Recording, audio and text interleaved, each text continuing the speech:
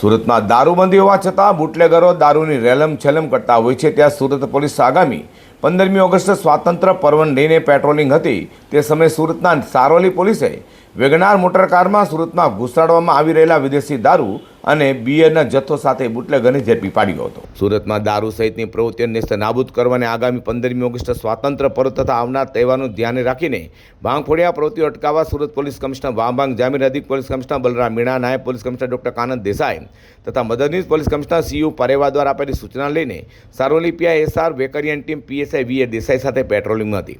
ત્યાં નામ police constable Nirav Raimalbhai, અનામ પોલીસ કોન્સ્ટેબલ પરેશ નાથાબેન મળેલી બાતમીના આધારે સણિયા અહેમદગામ આઉટર રિંગ રોડ પર વોચ ગોઠવી હતી। તે દરમિયાન ગ્રે કલરની વેગનાર ત્યાંથી પસાર થતાં પોલીસે કારને આંતરી તેને ઝડપી લેતા કારમાંથી અલગ અલગ બ્રાન્ડની દારૂની બોટલો અને બિયરના ટીન મળી આવ્યા હતા।